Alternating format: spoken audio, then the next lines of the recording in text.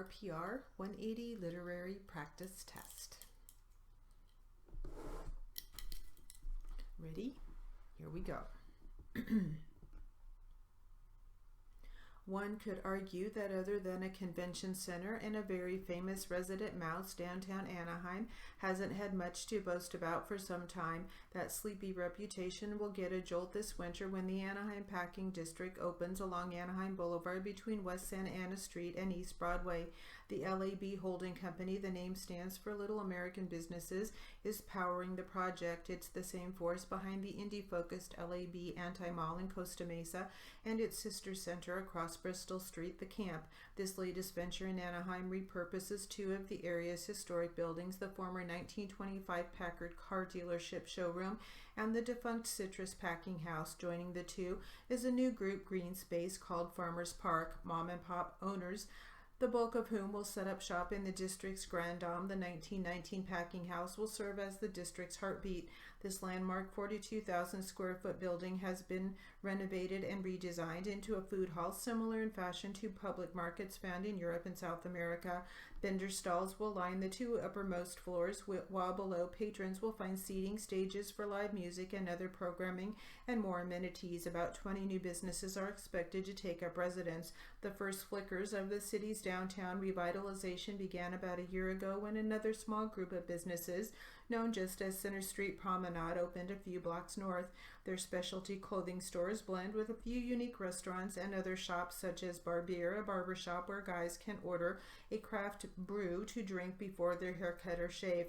And yet, even anchored by Museo, a new and noteworthy museum that took over the 1908 Carnegie Library on South Anaheim Boulevard, Center Street Promenade has not seen significant foot traffic outside of weekends and special events. The hope among backers is that the Packing District will wedge the gap, that together the two projects form a bona fide place for locals and visitors. In its first function, the Anaheim Orange and Lemon Association's packing house was where regional citrus growers delivered their crops for storage and shipping. Essentially, produce was sorted and packed into boxes and loaded onto train cars on the local Southern Pacific Rail line. By the 1930s, lemon production had dwindled, spawning the group's name change to the Anaheim Valencia Orange Association.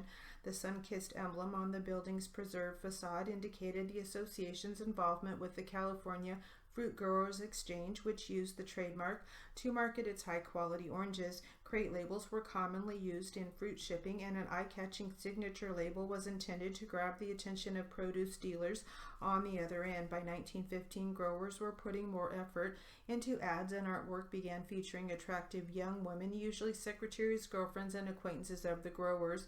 By 1926, crate labels and other advertisements touted Anaheim as the center of the Valencia Orange Empire. Examples of these vintage artworks are displayed on decorative orange crates and on office walls in the packing house.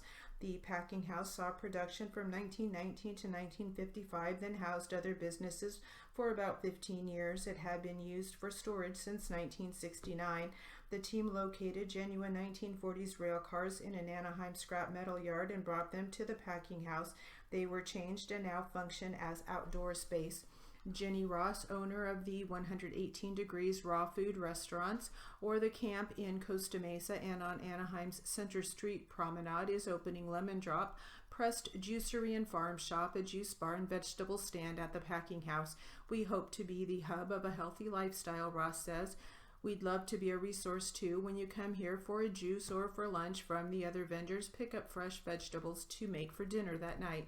Farm fresh ingredients are the core of Ross's menus, and she sources goods from local organic farms whenever possible. Small businesses make a difference in the community. As a consumer, you are seeing people who are committed to it, Ross says. I've been watching the project develop for the last 3 years. We have nothing like it in Orange County. It has so much potential to bring out the best of this area. Chef Leonard Chan, who runs California Shabu Shabu, the Iron Press, and Shuck Oyster Bar in Costa Mesa, is likely to bring an established fan base to the packing district. Chan will operate 3 counters in the packing house, another Iron Press, dishing up mostly the same waffle sandwich menu and 24 tap beer selection as at the Costa Mesa Original, the Rolling Boil, an Asian hot pot concept, and the Blind Rabbit, serving farm-to-table small plates and handcrafted cocktails in a speakeasy atmosphere. I fell in love with the packing house at first sight, even though it was still under heavy renovation at the time, Chan says.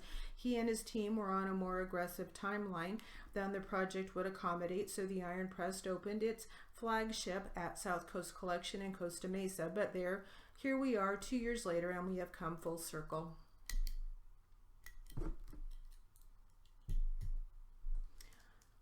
All right, we do have a short word list. Ready? Here we go. Anaheim, capital A-N-A-H-E-I-M. Santa Ana, capital S-A-N-T-A, new word, capital A-N-A. Costa Mesa, capital C-O-S-T-A, new word, capital M-E-S-A. Bristol, capital B-R-I-S-T-O-L. Barbier, capital B-A-R-B-E-E-R. Museo, capital M-U-Z-E-O.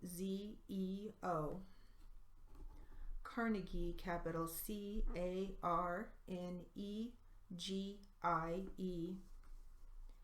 Chan, capital C-H-A-N.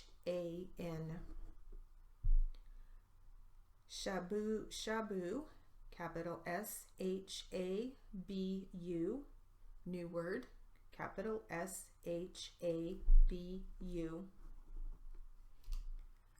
And that will conclude our RPR 180 Literary Practice Test.